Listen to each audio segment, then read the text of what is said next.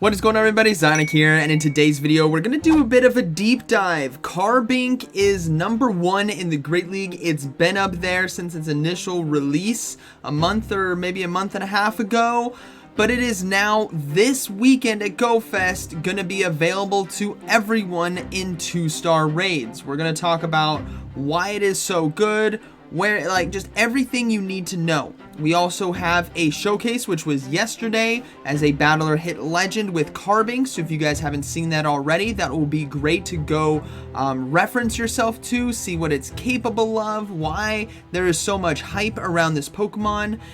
Let's dive in. So Carbink, let's just get into the stats here. Carbink is the #1 Pokemon in the Great League meta. It beats stuff like Noctowl, Alolan Ninetales, Sableye, Medicham, and Lantern.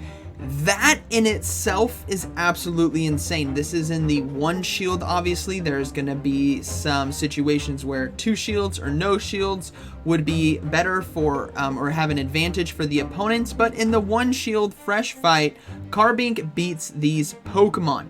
Now let's talk about why. If we look at its stats, 84 attack, this is all going to be varied on your IVs as well, but ballpark figures, 84 attack, 247 defense, and 126 stamina with an overall 265 stat product. This, my friends, is very similar to Bastiodon. 81, 246, 138, as you guys can see right there, which is extremely similar to Bastiodon. So this has the bulk of Bastiodon, but what it has is a move typing difference, and the overall typing difference, instead of rock steel like Bastiodon, it is rock fairy. It also has access to Moonblast.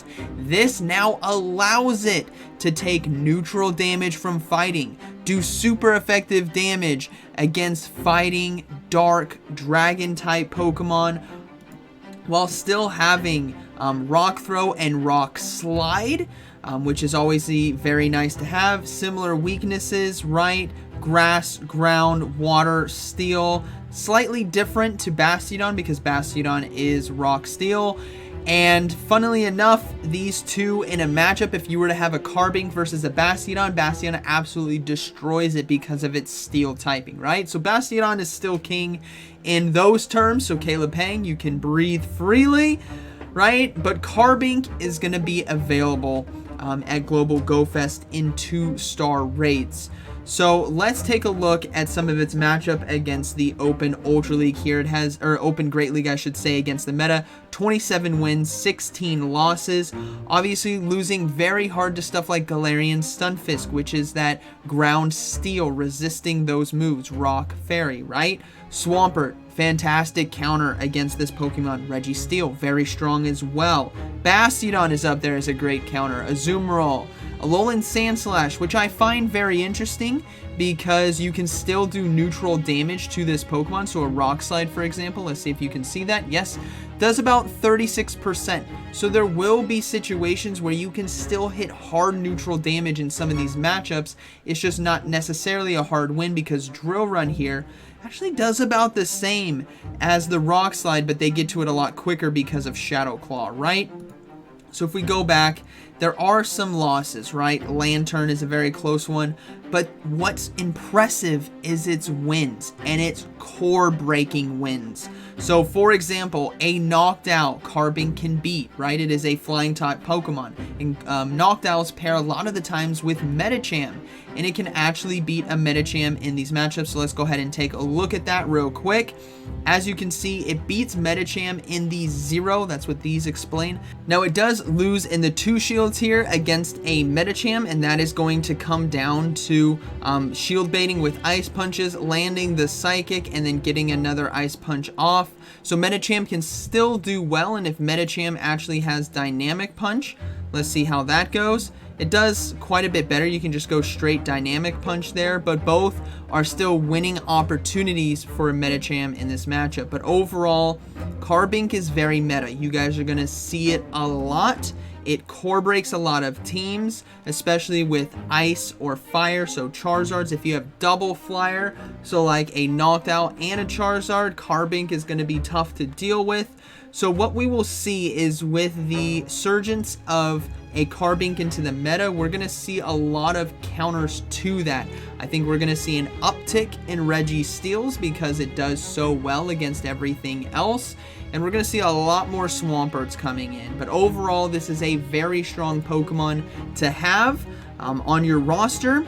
Again, I'm just going to put a disclaimer here. I put it in the Battle Shoutcast if you guys saw that. Carbink needs to be XL.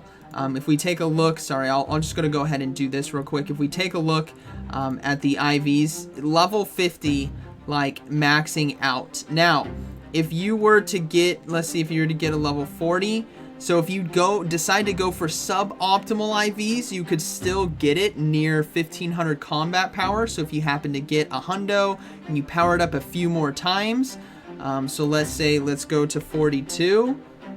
41.5, you could still utilize that. It's just not going to have the raw stats that a level 50 would, right, with the 49.5 here, or let's see, yeah, level 51 with 55, that is insane, but that would require trades as well.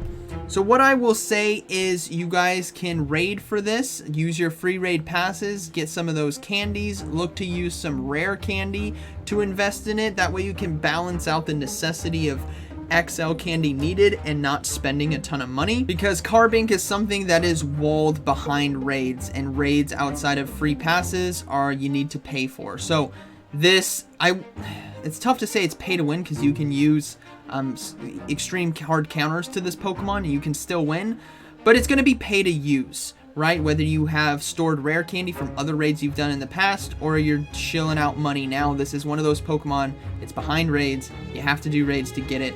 So I would say do a couple, have some extras for trade so you can trade your local community or other people to get optimal PvP IVs. But overall, this is going to be a fantastic Pokemon to eventually have on your roster, much like everything else we see in the Great League. But it is not above being hard countered, right? So a Swampert is just going to make quick work of it.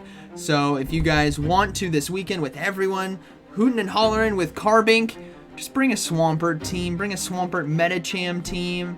You're going to be okay. So I hope you guys enjoyed today's video. Let me know what you guys think about Carbink. Again, it is in raids this weekend. There is already a Shoutcast on the channel if you guys haven't seen that already. But overall, this is why I wanted to show you guys like what's under the hood. It's extremely tanky. It has an added fairy typing, and it can beat the cores of Noctowl and Medicham, Ninetales, and Lantern. It is extremely, extremely meta.